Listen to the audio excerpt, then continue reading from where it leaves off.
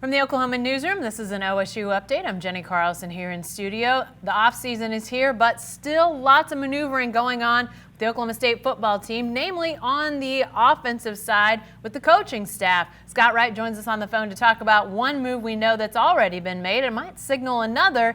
Scott, that being the announcement that Tim Rattay is coming from the NFL to be the quarterback's coach at Oklahoma State. What do we know about his background and why he might have been the choice for Mike Gundy?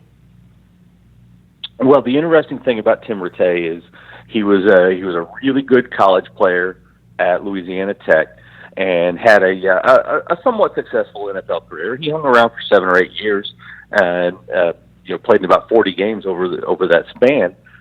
Then he went into coaching, spent a lot of time back at his alma mater at Louisiana Tech, and then got into the NFL. So this is a guy who has both playing experience and coaching experience at the college and pro level, dealt with a lot of really talented quarterbacks in that time. So he's got a variety of skills, and not only that, but his own experience to draw on in terms of what he can bring to Oklahoma State. So it was kind of an out of the blue hire. Nobody really saw this one coming. Nobody was talking about Tim Rattay as the possible next quarterback coach at Oklahoma State.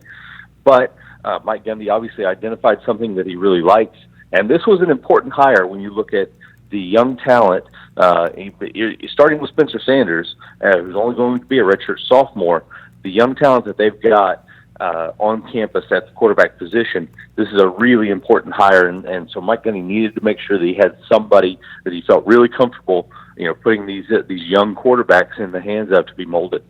You know, Scott, we over the years have seen with Mike Gundy as head coach, he likes to have his quarterbacks coach also be his offensive coordinator. But that wasn't part of this announcement, this move of bringing in Tim Rattay. So where does that leave things? They don't have any more positions to hire for, and yet they don't have an offensive coordinator. Is this a signaling that somebody already on staff may be filling that job?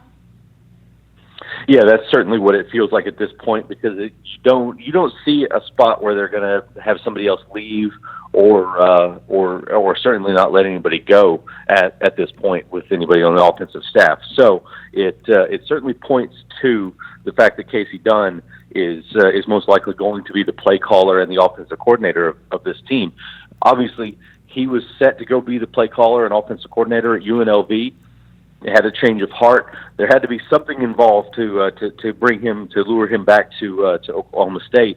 And you think that the possibility of being more involved in the offense was going to be a significant part of that. Now, obviously, at the time that happened, we didn't know yet that Sean Gleason was officially leaving for Rutgers, even though there had been some rumors for a while. But once that happened, then and Tim Rattay was hired to fill that only vacancy on the coaching staff, it certainly pointed to that fact. So that could be something that is announced sometime soon. To my understanding, Casey Dunn is actually on vacation, so they might be waiting for him to get back before they go into any of those details and all of that sort of thing. So we'll see what happens there. But you mentioned that Gundy has typically avoided having someone other than the quarterback coach be his offensive coordinator, and it's really interesting. This hasn't actually happened on the staff since 2008. Now, when Gundy first began, Larry Fedora was not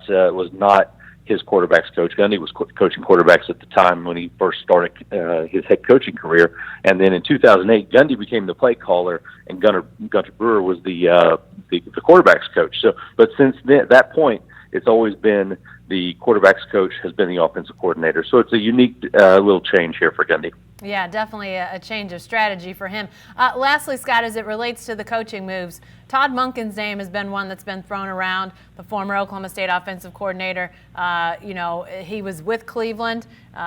His status there a little bit up in the air. Cleveland finally naming a head coach over the weekend. The Browns did. So they don't have any more open spots, at least as far as we know. So is there a possible landing spot for Todd Monken if it's not in the NFL? There absolutely could be the chance that he lands at Oklahoma State as an analyst. Obviously, that's an off-field position in terms of no direct coaching to players, that sort of thing. But it would be something valuable not only for him but for Oklahoma State to have him around. He's a guy that Casey Dunn really looks up to and admires in terms of his coaching philosophy and all those sorts of things.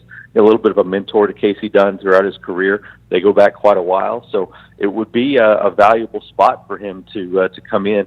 He's a guy that's going to have a lot of offers, both at the college and NFL level. That being Todd Monken. So it's going to be an interesting time to see how it plays out for him, because he's going to have different possibilities. But if it doesn't work out, that's definitely an option. His family loves Stillwater. His son Travis is getting ready to become a student at Oklahoma State. So this is a place that his family cares a lot about. At the same time, he is a guy that wants to be at the NFL level. So now with his situation at Cleveland, he's most likely not going to be kept on as offensive coordinator there, it looks like, at this point. So so he's got to weigh his options and his different offers and see what is the best fit for him. If he comes to Oklahoma State, it's definitely not a long-term thing, but he could be a guy of some value if he wants to come be an analyst for a year and hang out and be in the coaches' offices when they're drawing up game plans and all those sorts of things. Yeah, will definitely be something to monitor, and we will be monitoring it, as well as any other off-season news involving Oklahoma State. So be sure to stay with the best coverage team anywhere at Oklahoman.com and every day in the Oklahoman.